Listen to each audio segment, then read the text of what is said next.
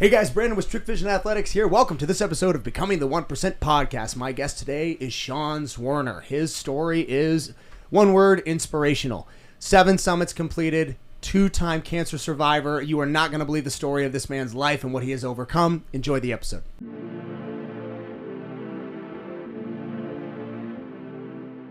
Sean, thanks for coming on, man. My pleasure, man. Welcome in. Looking at that picture, I'm like, should I, how can I change that worried look on my face up there? On the upper left? Yeah. Is it is it a pinned post? I don't know what it is. Because if it's not, it'll just disappear the next time you post. Or it'll just move. It'll move over and then it'll be right in the middle. I don't think it's pinned. No, it's not pinned. Oh, wow. Okay, so this is exactly what I'm talking about. So this is what I want to get into. Your backstory is one of the most incredible ones I've ever heard, by the way. I want to say that at the outskirts of this. Tell me a little bit about how this all began for you. You've accomplished so much in the realm of, like, you know, hiking and the not just hiking. What would you even call it? I mean, you've done all 7 summits. What do you call that? Adventuring. I mean, I like it. It's hiking, exploring. But it doesn't seem like a justifiable word when you do all 7 summits. That's not even hiking. That's like... Right, and a lot of people say, oh, you hiked Everest. No, you climb Everest. You go hiking up, I don't know what the peaks are here, but you go hiking in Colorado. You know, there's climbing and then there's hiking. You don't hike Everest. You hike to Everest Base Camp, you climb to the summit. Right. Rewinding and going back. Tell me about what it is that happened to you so early on in life that shaped your story today. Well, I mean... 40-some years ago, Mom and Dad got together, and 9 months later, the literal beginning. I love that. I mean, going back, I was just a normal kid from Willard, Ohio. Yeah. You know, Midwest boy. My backyard was a cornfield or a bean field, depending on the season. And if you look at it from that perspective, you know, a farming community, they had a lot of pesticides. They had a lot of just horrible things that were in my body, in my face, you know, breathing it pretty much every day. Yeah. Fast forward to 13, you know, now I'm actually diagnosed with advanced stage 4 Hodgkin's lymphoma, you know, and there are only 4 stages of cancer, right? The 5th one is either the great unknown, you know, heaven, wherever reincarnation, whatever you believe. You know, I was diagnosed advanced stage 4, and they told my parents at that time, 13 years old, they're like, hey, your firstborn son now has an expiration date of 3 months to live. Wow. So I'm in 8th grade, you know, going into freshman in high school. Yeah. Like, your son's going to die. Wow. Heavy. Oh, absolutely. And they didn't even catch it until stage 4. Exactly. So this was almost your expiration date, as you put it, was so incredibly. What was it? Like, how much time did they say that you had? 3 months. 3 months. Oh my gosh. What did they say or do? What did they recommend that you? Is there anything to even like to fix stage 4? Right. You know, at that point, at that stage, you know, say 1988, you can do the math and figure out how old I am. But 1988, they just had chemotherapy. They bombarded me with this chemical cocktail. They flooded my body. They gave me a Hickman catheter, which was like a permanent IV, so I wouldn't have to get stuck every time I went into the hospital. So they treated me with chemotherapy and all these noxious, horrible chemicals, which, looking back at it, are probably responsible for saving my life. So I went through about a year and a half of chemotherapy. I ballooned up 60, 70 pounds overweight, you know, lost all the hair on my body, lost everything, which is just really weird because, you know, when you're 13, 14 years old, your hormones are kicking in, you're growing hair in unusual places in your body. I was losing my hair. I was losing everything. My life was over. In fact, I remember probably 3 months into the treatment, I woke up and I was sitting on the side of my bed, and I remember something caught my attention off to my left side, and it was actually my pillowcase was covered in hair. Right, so I ran to the bathroom, and I looked at myself in the mirror. I was like, you know, maybe there's a way I can stop it from falling out. Maybe I can do something. Yeah. And later on, you know, years later, I found out that my mom, every time I was in the shower, she would go in there and replace the pillowcase, so I wouldn't notice the hair on the pillow. You know, amazing mom, amazing family. Of course, yeah. But I remember being in the shower on my hands and knees, literally 60, 70 pounds overweight, just sobbing. And my hair was clogging up the drain. The water was rising up. I was pulling chunks of hair out of the drain, and I was losing it. You know, I mean, imagine being 13 years old. Yeah. You have nothing left. There's no hope, no nothing. Yeah. Already such an incredibly difficult and tender age to go through. Just Absolutely. Even if you're healthy and compound that with something as traumatic as that, man, that's tough, bro. So what was the progression like? What happened? Well, you know, I think the biggest thing that happened was mentally how I developed a perspective on what I wanted and how I wanted to fight. And I wasn't focused on not dying. I was focused on living. You know, Wow, having that great. perspective as a 13-year-old, thinking, hey, you know, I can only imagine how my life would have turned out if I kept telling myself, man, I don't want to die. I don't want to die. As opposed to focusing, hey, I want to live. I want to be healthy. I want to go back and be normal again. Something inherently positive instead of something negative. Exactly. Yeah. You know? You hear a lot about that, the power of mindset, the power of positivity, and the way that we think about ourselves. I think the more difficult the situation, the tougher it is to get into that positive mindset. People have a difficult enough time doing it just in their day-to-day healthy, quote unquote. But to be that young, that vulnerable, and that sick at the same time, but still to find a positive outlook, do you think that is a factor or the factor that allowed you to push through and survive that? I would say it was. I would say without that, I wouldn't be alive. Okay. But I would also say without the chemotherapy, I wouldn't be alive. Without the healthy eating, I wouldn't be alive. Were your parents, because you mentioned you grew up in an agricultural type setting, were your parents conscious of what you ate? Did they want you to be healthy? What was it like in your household around this? Oh, absolutely. Yeah. They were. I mean, I was an athlete for years. You know, I started competitive swimming. I love your pool, by the way. Thanks. I was a competitive swimmer from 5 or 6 years old. You know, I still have records from 88, 89. Good. You know, I had my sights set on the Olympics, but one of the things that my parents did was they taught me to be my best as opposed to the best. Improving. So let's say I was 6 years old, you know, swimming a 25-meter breaststroke, touched the wall. They pulled me out. They were like, "Hey, did you have fun?" "Yeah." "Okay, great." "Did you do your best?" Yep. Right Absolutely. there. Yeah. And then the next Saturday, I would go and swim that 25-meter breaststroke and try to beat last Saturday's time. So I never had to push myself to be the best, but I had to be my best. And because of that, they also brought in, you know, broccoli, sweet potato, the super healthy foods. So I've never not liked healthy food. Yeah. It's very interesting that you put it that way, the self-competitive drive to almost overcome your own previous achievements, which I find, now I'm not anywhere near the level that you've gone to, but I've been a competitive hiker. I love that as my form of outdoor exploration and cardiovascular, and that is really the way that I try to describe it to people who aren't involved in it, is because people will ask me, like, there's a mountain I do pretty regularly where they say, "Oh man, that's a hard mountain. Camelback Mountain's really hard. Like, how does it get easier as you get better?" And I always say, no, of course not. I'm always trying to beat myself. I'm self-driven to compete against myself. Do you find that mindset carried over for you into advanced elite climbing as you progressed? Absolutely. And going back to your whole concept of it never gets easy going up the mountain. It never gets easy. It gets easier. Because the more you train, the easier it gets. It will never be easy. But one of the things that I'm sure we'll get to it, but it's slowly going through, because we also have to talk about the second cancer where I was given 14 days to live. I'm sorry. I didn't get into that. You got it twice? Wow. 2 times, man. I didn't catch that part. Yeah. I was completely over the first one. When did the second one hit? A year after I was in remission from the first one. Stop it. Yeah. So what's crazy is I'm actually the only person in history to have ever had Hodgkin's and Askins sarcoma. 16 years old this time, going in for a checkup for the first cancer. They found a second cancer, completely unrelated, and it wasn't due to the treatments or anything else.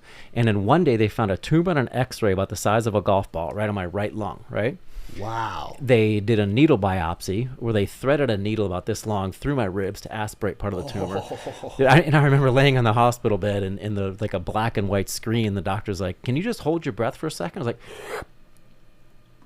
and pulled out part of the tumor. And was it was on your lung, or it was on? So your lungs are kind of like a balloon inside of a balloon, right? Mm-hmm. So it was on the subpleural lining of my right lung, so the outside lining between the lung and the ribs. So they found a tumor in an x-ray, did a needle biopsy. They took out another lymph node, put in another Hickman catheter. They cracked open my ribs, took the tumor out, put a drainage tube in, and started chemotherapy in less than 24 hours. Oh my Because gosh. this time around, the type of cancer they diagnosed me with affects 3 out of 1 million people with a prognosis of 6%. So out of 100 people who get this cancer, 94 die. And it's because no one's ever had these 2 cancers before. What stage was it in? Advanced stage 4. What? Again, right? So, and also what's crazy is when they put me in remission from the first cancer, the Hodgkin's, I went in every 3 months, 3-month checkup, 3-month checkup, 3 months, and then they wanted me to go 6 months. My mom and dad were like, "Hey, let's just do 4. Slowly get up there." If we would have gone 6 months, I wouldn't be sitting here right now. Because it advanced that quickly. It's that fast. The chances of me surviving both of these cancers is roughly the same as winning the lottery 4 times in a row with the same numbers. Wow. Gosh. Like it's impossible. Mathematically almost impossible. Exactly.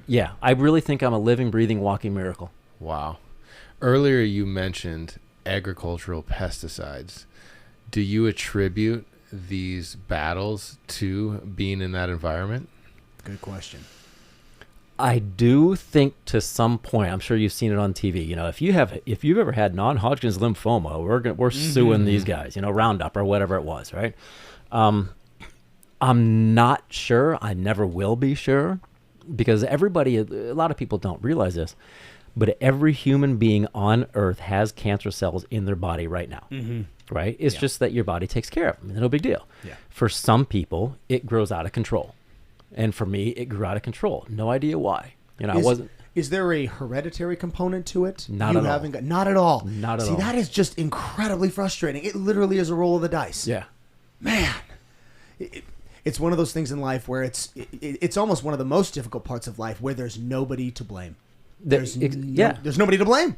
Well, I think traditionally there's a propensity, hereditary propensity towards cancer. Like if you've had it in the family, right? You have a certain higher kinds, certain types of cancer. Absolutely, yeah. Not all can, and this is because this is so mathematically small. I mean, what percentage of people get either? Let's just go with the second one. What percentage of people even get it? That's a great question. 3 out of 1 million. So it's so rare. Yeah. It's probably almost impossible to trace to any sort of hereditary pattern. It's just random. Man, what was because again, so much to unpack here. I'm trying to put myself in the You're 16 now. You've gone through this. You had your whole ordeal at 13. What in the world is your mindset at 16 finding out that now you have to go through this again? Can I cuss on here? Yes, I'm like, what the fuck, man? Like, I don't want to do it again. Yeah. It was the whole thing over. Yeah. This time around, it was actually 3 months of intense chemo, a month of radiation, and then 10 more months of chemotherapy. And because no one's ever had these 2 cancers together before, the doctors had no idea what was going to happen. I was an experiment. Practicing medicine, as they like to say. Exactly. Right? Yeah. And because the treatments were so harsh, let's say I was one cycle was Monday, Tuesday, Wednesday, Thursday, Friday. I'd be let out of the hospital, right? So my blood count can get higher because you can't, it's very similar going to altitude. You can't keep going up in altitude until your body rebounds. And then I would go back in Friday, Saturday, Sunday, Monday. That would be one cycle. And every time I was in the hospital, because the treatments were so harsh, the doctors put me in a medically induced coma. So for those 3 months, I don't remember those 3 months. Then the 10 months after that, I don't remember those 10 months. I remember the 1 month when I had radiation therapy. And because of that radiation therapy, everything that we're going to talk about next, I'm sure, I only have one fully functioning lung. So you were in a medically induced coma for, am I doing the math on this right? Was it under or over a year? 13 months. 13 months, over a year. I guess it kind of answers my next question, which was, which of these 2 experiences would you say was harder? Emotionally, physically? Which one? Can you even pick one? It wouldn't be the first one or the second one. It would be whenever I visit hospitals and I talk to kids with cancer. When I'm in there, I'll smell something that I didn't remember when I was in the coma. And it'll trigger a memory. And I'm like, I got to get out of here. Wow. I think that's more difficult now than what it was then. Wow. But talk about being able to relate to the worst possible situation a kid can possibly be in. How often do you try to do something like that? You know, go to the hospitals, talk to the kids. Everywhere I go, I try my best to get in touch with the local hospital, but a lot of times HIPAA gets in the way. Like, oh, you can't come visit the kids. I'm like, I just want to go say hi. Yeah. You know, but a lot of times they won't let me. I imagine, you know, especially everything with COVID, all that type of stuff probably didn't help. Right. You know, they wouldn't even let family members in for a while, I remember. Man, so you finally, you get out of this 13-month coma. And oh, surprise, by the way, now you have one functioning lung for the rest of your life, I assume, was the diagnosis. Yeah. There's no, how does, because I did get into that part when I did the research on your story. And I was curious, is there such thing, does it even exist, as a transplant? Can you get a second lung? You can, but, I mean, I climbed Everest, man. Well, I don't need to get another one. Good.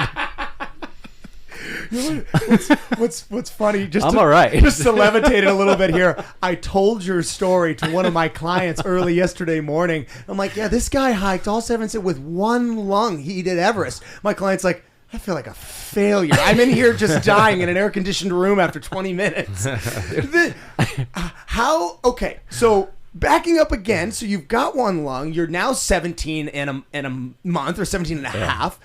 What happens next? Like where do you find where was it that you were able to then take this story and realize, when did you first realize that this is an incredibly unique story and I need to use it in a powerful way? That wasn't until 8-9 years after. Because I grew up in a small town. Yeah. Right. My dad was a local dentist. Like I said, farming community. Sometimes people couldn't pay for his services. We had fresh vegetables year round. Good right? for you. So because everybody knew me as Cancer Boy, I went to college. I started over. Like, I wanted to leave it behind. I turned into Belushi from Animal House. My man. Right? I was swinging from the rafters, having a great time. Of course. You know, but it didn't take me long to realize that you really can't pass classes like organic chemistry, you know, immunology if you're a party animal and don't study. So, is that what you studied when you got there? What did you study? Molecular biology. I was literally just going to ask, did you go into something that pertained to your past experience? Absolutely. Really? Absolutely. Until, like I said, organic chemistry, immunology, I was like, I can't do this. And at that time, I was taking a psychology class, and that's when it hit me. I was like, hey, how much of everything that people do, especially going through the cancers, is mental? Like, how can I help not just the patients, but the survivors? And as we all know, cancer is not an individual disease. Right. Family goes through it. Doctors go through it. Everybody goes through it together. You know, you have a team.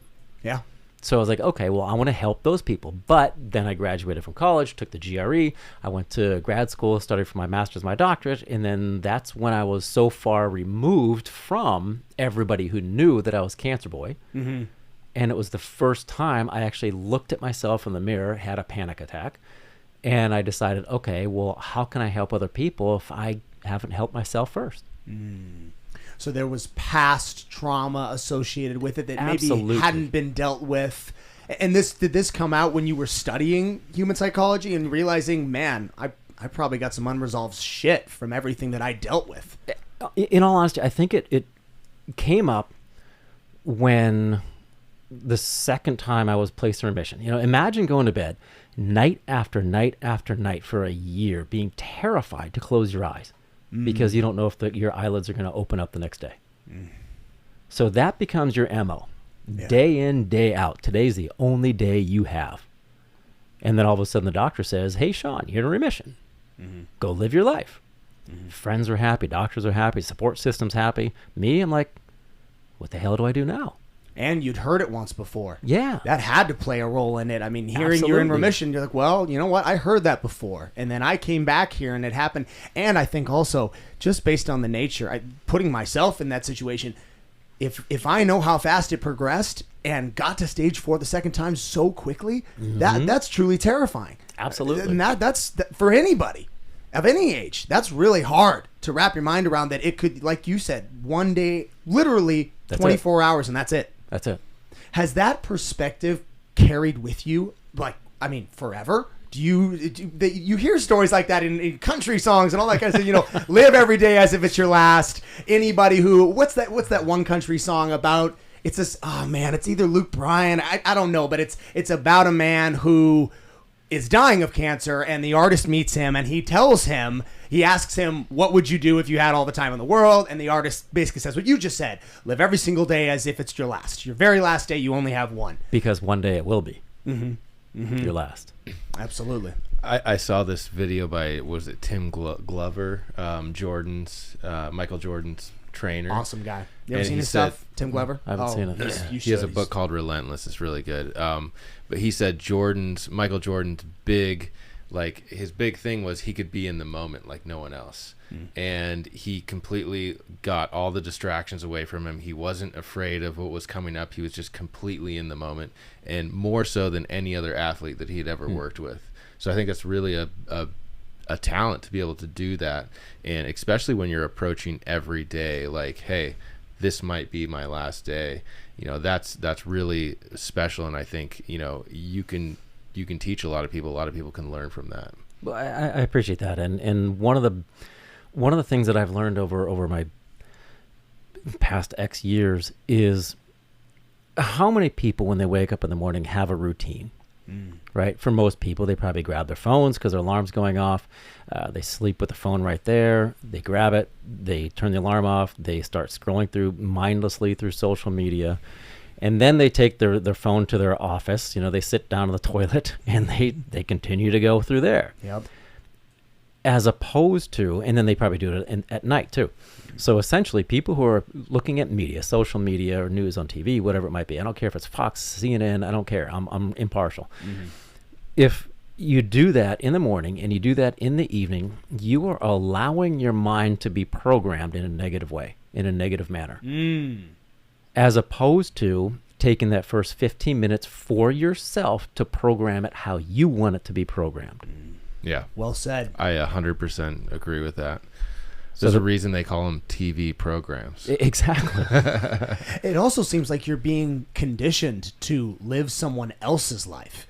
Specifically with social media, I think the news in particular is there to make you either angry or scared. You're right. So that's the end of that conversation. But social media is deadly in its own way, in that it provides an unrealistic image into someone else's life with a filter to give you a shitty outlook on your life. Absolutely. And there's people, I mean, there's kids, they're talking about like clinical depression, at record highs. And a lot of that is probably attributed to the high volume of social media that people consume and idolize in a very false way. That word consume, there's that saying, you are what you eat, right? Mm-hmm. You are what you consume. Amen. You are what you allow into your mind. Yeah. So every morning I wake up, literally every morning, the instant my eyes open up, I tell myself the past is gone. There's nothing I can do about it. Yeah. Tomorrow may never come. No matter what happens today, today's the best day ever. Wow. And it's my choice to make it that way. That's amazing. And pick an affirmation. You were asking me earlier, what suggestion or what did you learn from this? Like, pick something that works for you. However, bring it back to your personal core values. So taking it way back to when I was 13, back on the shower floor, one of the things that got me going, one of the reasons that I'm still alive, I think, yes, because of my perspective, but I also pictured in my mind months down the road with my parents not having their firstborn son. Wow. Which goes back to a personal core value of mine, family. Yeah. Most people have family as a personal core value, and sometimes it gets neglected. People do other things. But if you keep a set of personal core values and you start surrounding and making decisions based on what matters most to you, not social media, you start making good decisions. You'll have no regrets. Yeah. Mm-hmm. And this core value, you would say it's probably, would you say it's as or more important when you're taking my mind to the place of somebody who's actually dealing with cancer, like the kids that you go and see in the hospital? I mean, is this something you tell them? Absolutely. Because it seems to have helped you. Yeah, in a while sense of you humor. were going through it. And a sense of, yeah. Have to. Yeah, right? Oh, yeah. I think, I mean, they say the ability to laugh, they say if you laugh a certain number of times per day, you're guaranteed to live a certain number of years. And I don't recall the number, but I know there's a correlation between the two. I think levitating a situation like that is life, literally. Because you are in a setting and a circumstance that is possibly the worst, most traumatic you could ever be if you are young or old, but especially young. So much life ahead of you. You feel as though you haven't gotten to get those experiences. I don't have to tell you this. This is probably what ran around your head. It had to have been. What do you, if there's like one or two things that you say to these kids that are dealing with this, what is it? The first question I was asking was, what'd you do to get in here? That's great. Like, it's like getting sent to the principal's office. Like, what'd you do to get in here? And that Right. lightens the mood instantly. Of course. And then we just start talking about, hey, what was it like today? What do you have? And they walk me through their story, and I learn from that. They learn from me. It's this whole cycle and circle of hope. Right. I mean, I don't want to use the branding here, but it really is like you're a real life superhero because you're showing these kids, hey man, I went through this not once but twice, and guess what?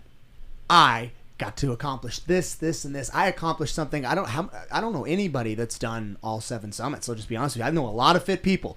That's amazing to have done that, and to have done that with such an incredible physical handicap. Even more amazing.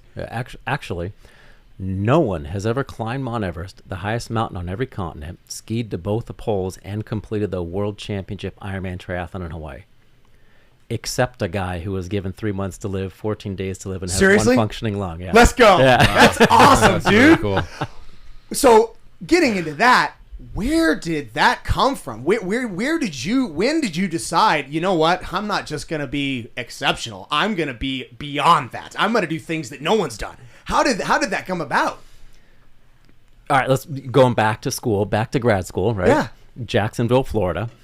I dropped out. I can't say I took a sabbatical. I'm not going back.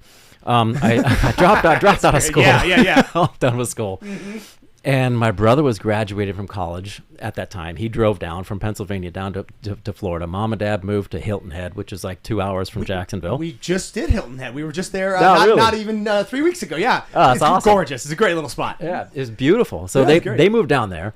And then literally like a year later, I'm like, hey, I'm going to Colorado. Thanks for moving down here. That's great. But when I dropped out, I started thinking, well, how can I help people? Because like I said, I couldn't help other people unless I helped myself. Mm-hmm. So my first thought was maybe I could run across the country and visit local hospitals and share my survivorship story. Sure. Maybe I could do something like that. And then I started thinking bigger and bigger and bigger and bigger. And I was like, well, what's the largest, highest, biggest platform in the world?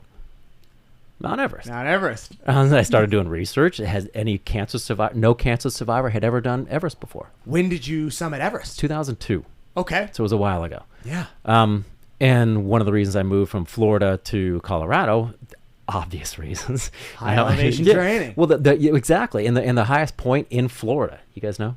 No. The top of the Four Seasons Hotel in Miami. Yeah, it's a big old plateau swamp. That's I see that. Yeah, moved to Colorado, and that's when I decided to train. I was literally homeless for two months. I was living out of the back of my Honda Civic, camping, and I was training. I just did something every single day to get my body in shape. Wow. Very cool. And this just consisted of hiking where did you hike in Colorado? Where's a good place to train for this? I was in Estes Park, Colorado. I used Rocky Mountain National Park as my backyard, my training grounds. Mm-hmm. You know, because as you guys all know, consistency is more important than intensity. Mm-hmm. So I did something pretty much every single day and worked my way up to an 18-mile round trip. It's called Long's Peak, 14,256 feet, once a week with 100 pounds of rocks in my backpack. Oh, let's go. So I got my body in shape, and I figured I would go up there in bad weather thinking and knowing that bad weather in the Colorado Rockies was probably better than good weather in the Himalaya mountains. Sure, easily. Yeah. I mean, but they do still get deadly weather in they do. Colorado, Yeah, right? I mean, absolutely. if for those listening, I mean, if you try to go and do this, it is risky. Yeah, don't go do it. Colorado can definitely kill you. And so, okay, how long did you do this for? How long was this training period? I only trained for 9 months, 9 months. Oh, that's all? Just 100 pounds of rocks, 9 months, no big deal. But the most difficult thing was actually not the physical mountain. It was the financial mountain to get the sponsorship to climb. Imagine you're a giant company. I pick up the phone. At that time, it wasn't a cell phone. I picked up the phone. Hey, I am a 2-time cancer survivor with 1 lung. I pretty much have no climbing experience. And in 8 months, I'm going to go climb the highest mountain in the world. Hello? Click. Hello? And the ones who were interested, like Gore-Tex, I finally got them on board, right? Oh, that's cool. Like, yeah, sure. Can we get your name and number? Like, you can get my name. Because this is before cell phones. Yeah. So what am I going to do? Give them a number for a payphone bank? Right. Have them call me back at the campground? Yeah.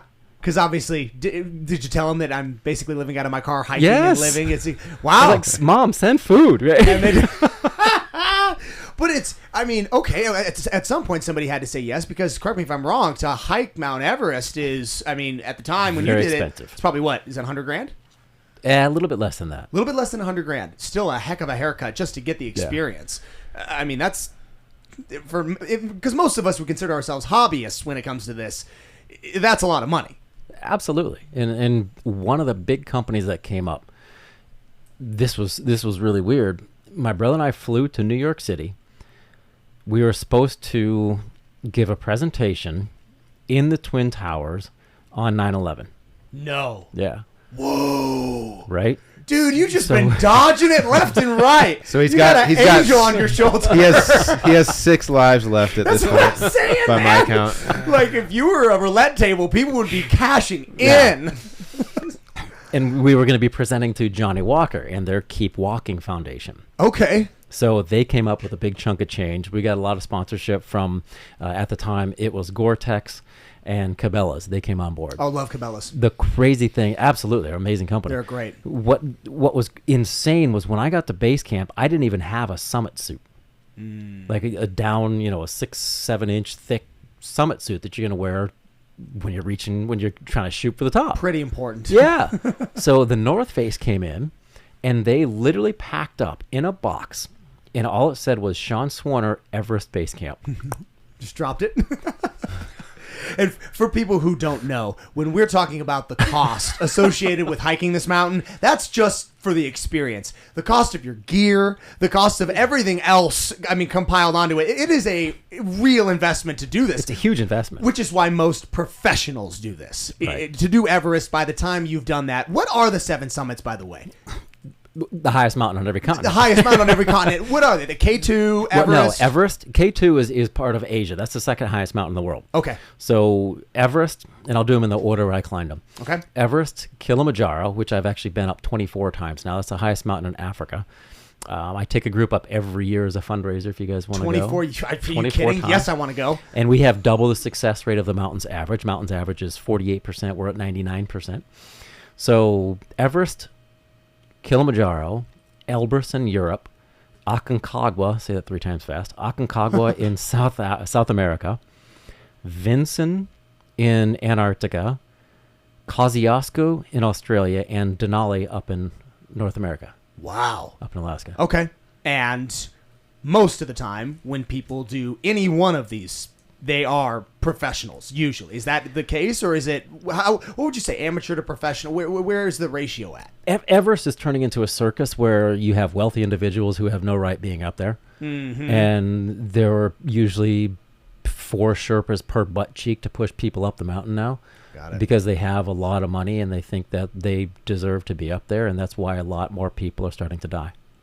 Is that actually happening? Because I was researching that as well in preparation for this. There's actually more people dying now because of what you said, the traffic, than in previous history on the mountain. Am I right on that? Is it correct? Yes, but I would guess that the percentage is probably the same. You can twist stats any way you want to. Right. So you have 100 people who are climbing, say 20 years ago, 2 people died. Now you have 1,000 people climbing. Yeah, you have 20 people who died. Mm-hmm. Do you know how many people today, like in 2023, summit?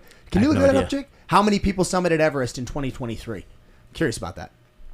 Regardless of the number, it's going up. Thus, the number Right. of deaths is increasing because you have all these weekend warriors that have not trained for 9 months in Colorado, and they feel as though they can just buy their way to the top. They feel entitled.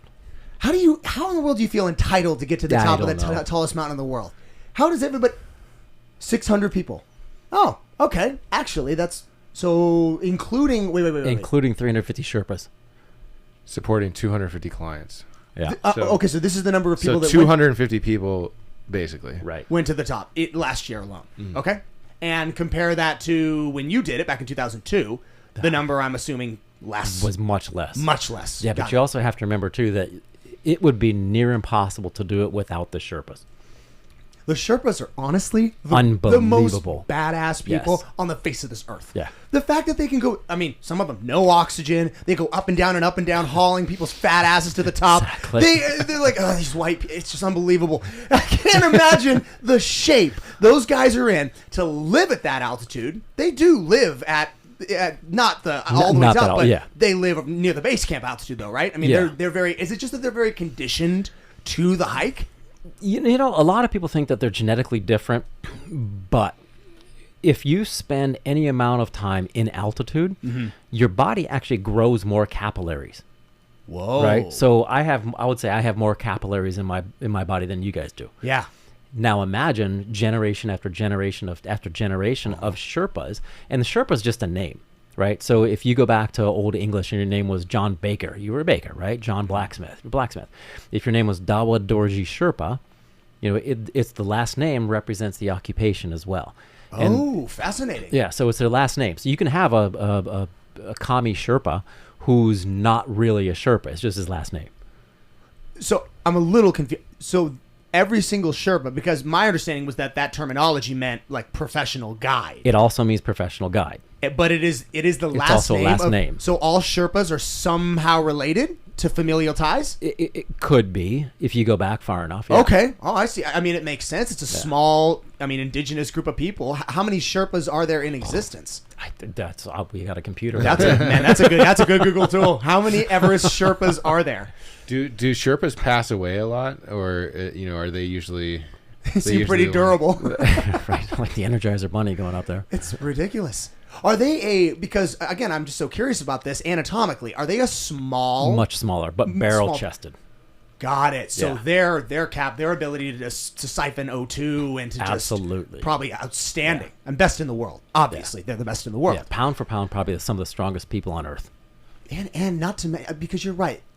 It's not hiking, it's climbing. The Sherpas are carrying ladders. For people who don't understand this, to Yeah. get to Everest base is difficult enough, and you have to do Everest in stages, right? You get to base, and then you stay, and then you go up and then down and up and then down. Talk about that. Absolutely. 150,000 Really? Mountain-dwelling people. mountain. I love that. The mountain-dwelling people of Nepal. 1/3 of total deaths. Wow. Oh wow! On So they. Everest. Oh wow! So They do pass They do away. pass away. 1/3. Wow. Yeah, but again, back to the process. Up and down, up and down. Up and down, up yeah. and down. And why is that? It serves two purposes. One of them, you go up with a full backpack, drop your stuff off, you cache it, and you come back down with an empty backpack. You go back up with a full backpack, you're shuttling things up and down the mountain. Because you can't carry it all at once. Exactly. So you set up different camps. On the south side, it is 4 different camps. Mm-hmm. Okay? So after you drop stuff off, say, at Camp 1, you come back to base camp and then you rest. It's very similar to going through the chemotherapy where my body couldn't handle the onslaught of the chemical cocktail until I recovered, right? Going up in altitude because there's less oxygen. Like if we left from here and we could somehow magically poof show up at the summit of Everest, we would all be dead in like 5 minutes. Meaning the absolute top. Like if we Exactly. went from here to there, we would Exactly. die. Yeah. Got it? Understood? So what happens is when you're going at altitude, you're acclimatizing. essentially your body is making more red blood cells and hemoglobin. Mm-hmm. Because there's less oxygen, it needs to be more efficient with it to deliver it to the muscles in your brain, so it creates more. Understood. So you go up and down the mountain. You literally go, our schedule was literally base camp to the top of the ice fall. And the Kumbu ice fall is this sheet of ice that's probably like a mile wide, 5 miles long, and it at a 45-degree angle, and it looks like downtown Manhattan all jumbled up. Is this the one we see when we see the images of the ladders across the big craters? Exactly. Going across that's got to be, to me, I mean, is that the sketchiest part? Is the Hillary step? What's the scariest part of this whole experience? Yes. The ladders in the crater. It's got to be. Everything. That's terrifying. Everything. I mean, because we were up at Camp 2, 2 days, 2 nights. A hurricane force storm came blowing through. Right, 2 days, 2 nights, holding up the frame of my tent. Uh-huh. You know, and I had like micron thick fabric separating me from death. You know, I had a friend who went up to Camp 3 earlier that day on the side of what's called the Lhotse ice face, which is a sheet of bulletproof ice, 45-degree angle for about a mile, right? He went up to that Camp 3, couldn't find his tent, and as I said, you establish those camps going up, and you leave your tents there, so you don't have to set them up all the time. Right, of course. So he went up there, couldn't find his tent because he was in a storm, hopped in someone else's tent, who they weren't there. He had no food, no water, 2 days, 2 nights, delirious on his way down, misclipped on a guide rope, and tumbled over 3,000 feet into a crevasse. See, this is The why... whole thing's dangerous. It is... That is... I share this with Yeah. you, Jake. This is one of my biggest fears, is being caught in an avalanche or being buried alive. I mean, that is a real possibility when you do this, which is why I think it attracts so many junkies, like, you know, adrenaline junkies, people who want to just kind of go and do this. And oftentimes I think it attracts them without them having a complete understanding of exactly what it is that you are about to go and try to do. And correct me if I'm wrong, is it true that when you reach your final push to the summit, is your body technically dying? There's a wonderful vacation destination from 8,000 feet up called the Death Zone. Right? Yeah, that's it. So from 26,000 feet on up, it's literally called the Death Zone. Your body deteriorates in this altitude. Brain cells die, muscle melts away, fat melts away. When I got to base camp, I was going to say I'm still about 6'1", 6'2". I weighed about 100, 185 pounds. Okay. I spent a month and a half, 2 months, going up and down the mountain. Yeah. That's how long. I came back weighing 150 pounds. No way. I was emaciated. I needed roughly 12 to 15,000 calories a day just to maintain my weight. While going up and down and up and down. Exactly. Oh my gosh. It's impossible. They don't And have you fast still food lost joints up there. 35, you're right. And you still lost 35 pounds. Yeah. pounds. My gosh. It's got to be the single best feeling in the whole world, though, when you get there. I You mean, know, when it is. Absolutely. But in the same instant, you're looking around like, I got to go back down. yeah. You're only halfway when you make it to the top. And Right. I'm a huge believer in the mind-body connection, vivid visualization, see it, make it happen. What I didn't visualize is coming down. That's when most of the accidents happen. Is it really? Because you have the crampons, which are these metal spikes that you attach to the bottom of your boots, right? There are 2 front points on each one. Right. Going up, if you trip and fall into the mountain. Yeah. Turn it around, if you trip and fall, you're going to tumble down the mountain. And you're exhausted because for us, we left at about 10 p.m. We summited at 9:32 in the morning. So, 11 hours, right? All night long. 10 All night p.m. long. You all night. You did this in the dark? All night. Oh my gosh. So you get up there, you're exhausted, you're super happy, you're like, yes, we made it. We're gonna go down. Yes. And how long because correct me if I'm wrong, I mean, when you go back down, you don't go down, up, down, up. You No. just go down. It's shot. not like scuba diving where you go down so far you have to slowly come Got out. it. So You're just out. how long does it take to get from the top to the bottom? Normally it would be from summit back to Camp 4, spend a night there, back to Camp 3, spend a night there, back to Camp 2, spend a night there, Camp 1, spend a night there, then back to base camp. Oh, I see. So you don't do it all in one go. No, You well, go we back. did. Oh, you did? We did. You didn't stop at any of the camps. You went all the way to the base. We slept at Camp 4, and then we went to Camp 3, cleaned up Camp 3, went to Camp 2, cleaned up Camp 2, went to Camp 1, cleaned up Camp 1, and we were back at the base camp the next day. 2 or 3 days later, I was back in Kathmandu. I was like, I'm done. Oh, yeah. Oh, yeah. Is it true that you see bodies while you're up there? Good question. Yes. So if you want to look up green boots, just Everest green boots. I remember stepping over him. Isn't he a marker of some yes. kind? Yeah. Yeah. What's his name? Do we know? Yeah, but that's a great question. Is it? I mean, we could also give the poor guy his name. I mean, it's this. Yeah, that's the famous image. Yeah. Oh, that is daunting. Oh, that's so creepy. You know what's terrifying is you're going up this mountain.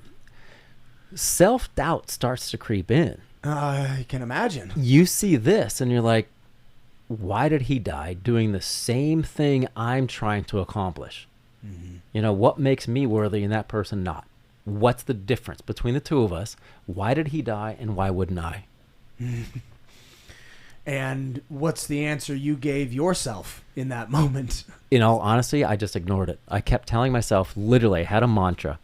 With each step, the higher I go, the stronger I get. The higher I go, the stronger I get. Ooh, love that. As opposed to, don't stop, going back to when I was 13 on my hands and knees. I wasn't focused on not dying. I was focused on living. I wasn't focused on not stopping. I was focused on making it to the top. Wow. Again, the power of the mind. Absolutely. I can only imagine that there's many factors, but one factor on making to the top, not saying this guy didn't have this, but, mental strength, the ability to do what you just did. I'm not going to allow the doubt in. I understand he's there, and I understand he didn't make it, but every step I go, I get stronger, and I'm going to make it. And who knows? Luck? Bad weather? Well, there's definitely a factor of luck. Yeah, absolutely. I mean, now, I remember, was Hillary the guy, the very first person to summit the mountain? That brings up the question of how do you define a summit? Because there was a guy in Mallory, 1923, who I personally believe made it to the top but didn't come back down safely. So the first person to go up and down safely, yes, were two people, Sir Edmund Hillary and a Sherpa named... Sherpa. Just a guess. Tell me what so okay, that's them. Yeah. Story of the first Sherpa to climb to the top of Mount Everest. Man, that's the really crazy guy right there, man. His name's Tenzing Norgay. What an impressive feat. It's a human achievement. It's like Absolutely. building the Great Wall of China. Like, to get to the top when no one else had done that, everyone else had just stared at it. And when you say the first guy to technically make it went up but didn't go down, I assume he died. He died. And then obviously they knew about this person who went up but didn't come down. Right. What in the world made them think they could go to the top and then come back down? Yeah, absolutely. Yeah, exactly. You got to be crazy. You got to be like you got to be a little crazy to do it today. But to do it then, when literally no one has come back alive, the percentage is currently sitting at 0, but you're going to go and do it? And they had hemp ropes, like leather boots, and the tech in met. Like, come on. No oxygen, right? They didn't have they oxygen. did. They did have oxygen. Look at his. He's got a. Oh, he did have an oxygen tank. Yep. Okay. Like a scuba diving tank. Yeah, I was going to say, it's definitely not that advanced. His goggles look like something out of Mad Max. Yeah, wow. What a crazy story. And when was this? When was the first? 53. 53. Okay. Yeah. When you summited, was it daytime? Was it daylight? It was 9 a.m. So 9:32 in the morning. 9:30. Yeah. Okay. Yeah. And it was just a slight breeze. It was like the heavens opened up and said, welcome. Really? Yeah. Yeah, man. Like you said, though, if the weather changes, you turn around. Now it's, but you can't always. Where was they made a film about it. I remember I saw it. The disaster expedition, the one where like half the crew passed. 1996. Yes, that's it. And it was in a book too.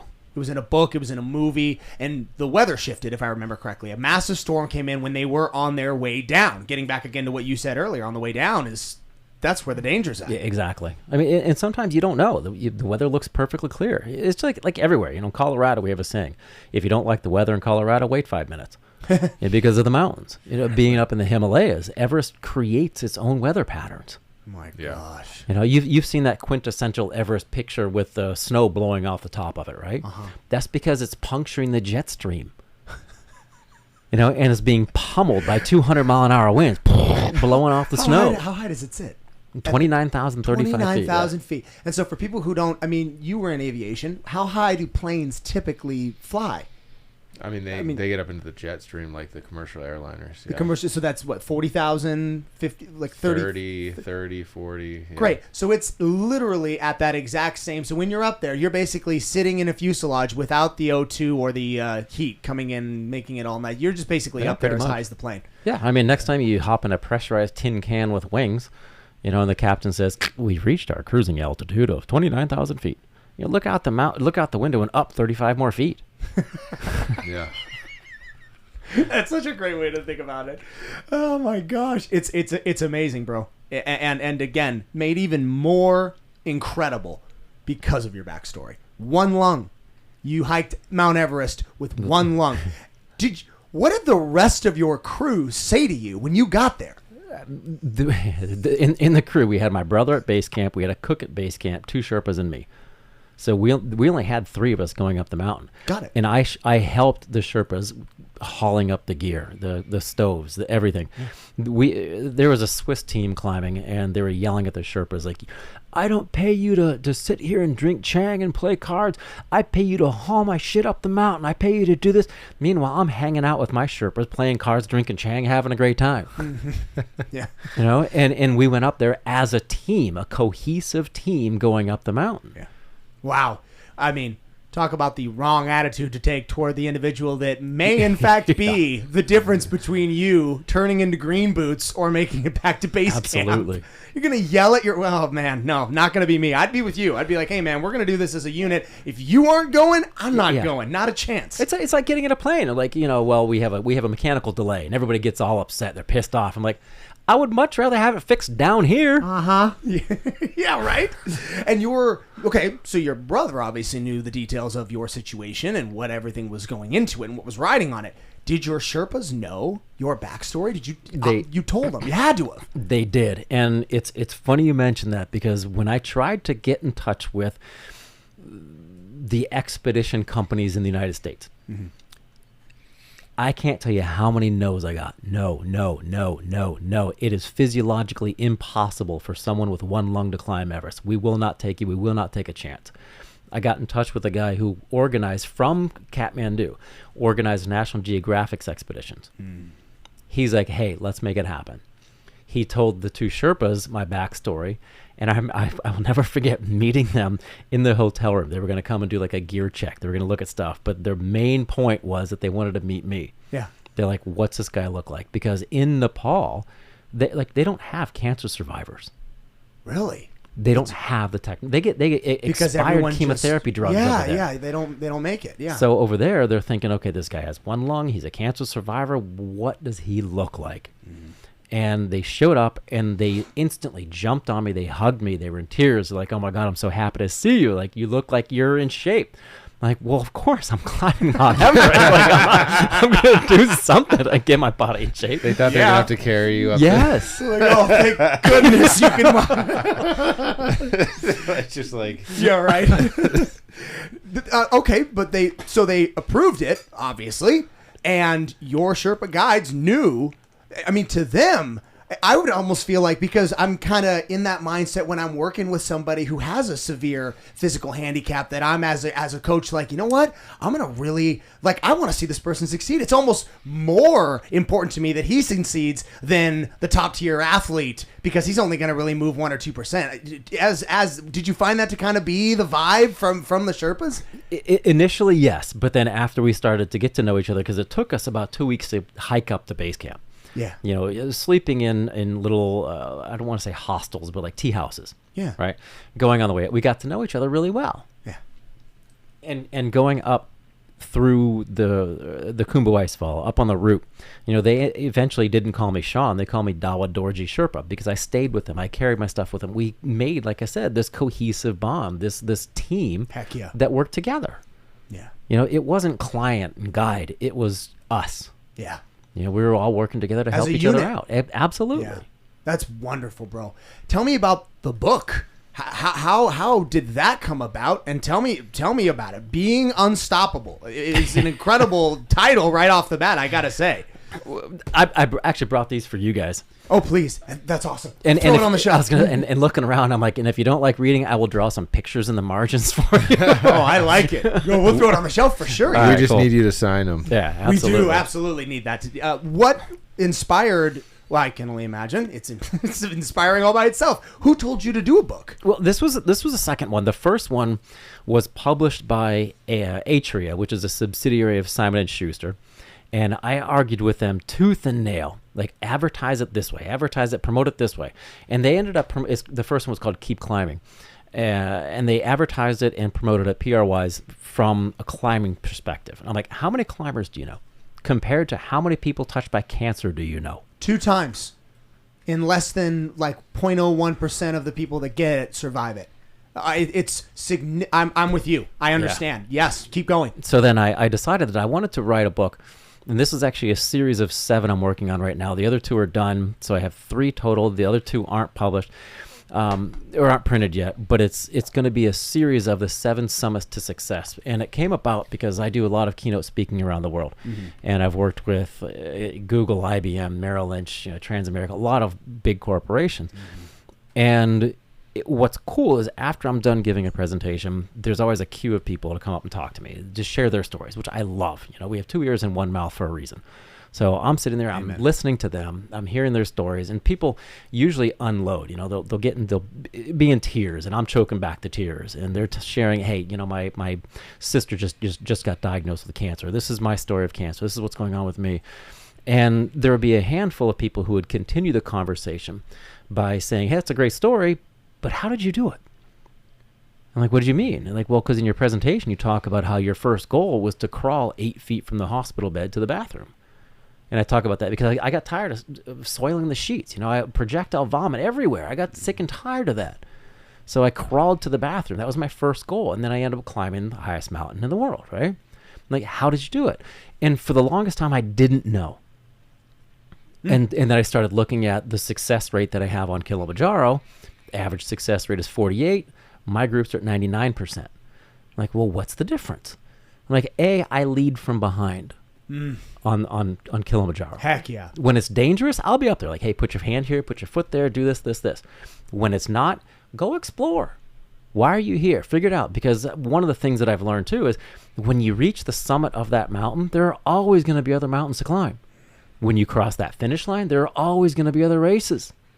So when I completed the Explorers Grand Slam, which is the 7 summits and the 2 poles, I got to the North Pole. I picked up my satellite phone. I proposed to my now wife from the North Pole. That's cool. And she was in Puerto Rico with her, hanging out with her family.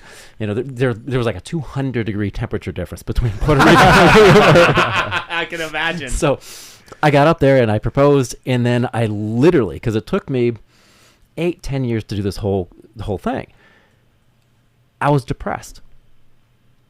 I thought to myself very similarly to when I got through the cancers, now what? Like what next? Yeah. So now I realize it's never about the destination. It's never about the goal. I spent 20 minutes on the summit of Everest. I spent a month and a half trying to get up there. Yeah. You learn so much more about yourself in the process than you do at the end. So going back to being unstoppable, this helps people understand the vivid visualization to see yourself at the top, to see yourself successful, to see yourself in whatever goal you have. But you also have to appreciate what you're doing now. The journey. The journey, absolutely. So what if you could discover your innermost motivators so that you could accomplish your outermost desires and goals? Right there. Because everybody has a different personal core values. Everybody has a different representation or a different reason why they want to reach the summit of Everest, or why they want a Maybach car, or a 4,000 square foot home, or a double or raise in their salary, whatever it might be. Why do you want that? Yeah. Once you get it, you're going to be happy? No, happiness is a choice. Be happy now. Mm-hmm. What do they say? Caesar wept for there were no more empires to conquer. Learning to respect the process, absolutely, to get to the success is true happiness. Kobe Bryant said that before he passed. Yeah. He said, he goes, are you getting up at 4 a.m. to better whatever it is you're doing every single day? Are you in pain? Are you in discomfort? Congratulations, you found happiness. Yeah. That's happiness. And I think a lot of people go through life and never figure that out. They think it's the summit. They think it's the car. They think happiness is on the other side of the rainbow. It's now. No, happiness is an internal job. You have to work it on yourself. Great, you get that. I was working with a guy once doing some coaching. He's like, I want to double my salary from 100 or from 75 grand to 150. I was like, why? Well, because I'm going to be happy then. It's like, so when you make 150, you're going to choose to be happy. It's like, yeah. It's like, if it's a choice, why don't you choose to be happy now? Yeah, right? You don't need me. You don't need that other 75 grand. Be happy right now. Yeah. Well, he was also the same guy who didn't really fully understand what unconditional love was. So I was like, do me a favor. Jen explained it to him. It's like, grab your wife, grab your dog, stick them both in the trunk of your car, come back 3 hours later. Who's happy to see you? I was wondering when that was That's going. unconditional love. He's like, I get it. Yeah. No, I think making the conscious effort and decision to be happy in the process of what it is you want to achieve, significantly more rewarding than once you achieve it. And that can be anything big or large in your life. To my experience, the more fulfilling things are things that take longer. Delayed gratification is another process I don't think we all fully appreciate. Some people hate it. Some people hate the tasks that take months or years or a lifetime to achieve. To me, those are the ones that are most worth pursuing. Absolutely. And going back to a deeper purpose, when I reached the summit of Everest, the entire time I was climbing, every single day I was on the mountain, I had a flag that was about this big, 2 feet by 1.5 feet. It had names of people touched by cancer. Folded up in my chest pocket, close to my heart, as a constant reminder of my goals and my dreams, my inspiration, my hope. So when I got to the summit of Everest, that was the first thing I did. I pulled that flag out and wrapped it around the top of the world. They were my inspiration. They were my hope. People touched by cancer. Did the same thing on each one of the other 6 continents in the 6 peaks. Wow. Same thing for the South Pole, same thing for the North Pole. Deeper purpose behind what you're doing gives you a deeper meaning, and you get more passion from that. Yeah. And so much more drive. Your reason for doing this significantly better than it's the best reason I've ever heard. I can't say I've ever heard of somebody with a better reason for wanting to do this. And what you've done is touched so many people. And as you said, I mean, the people you visited, the keynote speaker events that you host, all the people that hear your story, I mean, it is so incredibly relatable. And as you said, focusing the book on your ability to overcome those obstacles, well, that's way more relatable than your experience on Everest, because no one's done Everest, but everybody's had to deal with personal trials and tribulations. Yeah, so everybody can relate to that. Yeah, there was one time I was giving a presentation. I was up on stage, and I was talking about being on a knife ridge, which was, 6 feet wide, on the summit push, and it dropped off 2 miles to my left and straight down 1.5 miles on my left side, 2 miles on my right side. My left and right's mixed up, and I was thinking in my mind as I was speaking, it's like, people can't relate to this. No one knows what it's like climbing at 29,000 feet with one lung, but they do know what it's like to struggle in their lives. They do know what it's like to have setbacks, even though Everest might not be something we all want to accomplish, but we all have an Everest to climb in our lives. Yeah. That's what's relatable. And having a deeper purpose to move forward past that. Understanding that if you're depressed, if you're sad, if you're whatever, you're going through a bad time in your life, it's a temporary condition, not a permanent state. Yeah. So if you find a deeper reason, deeper purpose for going after what you want, that gives life worth meaning. That gives you a deeper sense of direction. It helps you go forward one step at a time, no matter what obstacles are in your way. I love that. Mm-hmm. If people wanted to hear more from you, if they wanted to find your book, if they wanted to hear anything from you about what we've talked about, where would they go? That's probably the easiest question we've asked. SeanSwarner.com. Beautiful. Yeah, SeanSwarner.com. Also, there's a lot of great stuff on your Instagram. I'll say that again. What is your Instagram handle? Sean Swarner. At Sean Swarner. Yep. A lot of great stuff. And I know this, again, I did a really deep dive on all of it. Listened to it for about 2 hours yesterday. Thanks for coming in, man. Seriously. Pleasure. Incredible what Awesome. you've done. Appreciate it. Your Thank you, story, guys. everything. So thank you so much. It's inspirational, and I really mean that. I appreciate it, and I'm going to get out of here before you start me trying to get me to work out. All right, guys. All right, buddy. We'll cut it there. Thank you guys so much for watching that episode of Becoming the 1% podcast. If you like the content and you want to see more of it, hit the like and subscribe. Activate that notification bell as well. We really appreciate it. If you guys want to see more of it, we actually have the Becoming the 1% Instagram, and the podcast is available on Spotify. For our socials, we have Strict Vision Athletics on Instagram, we have it on YouTube, and we have it on TikTok.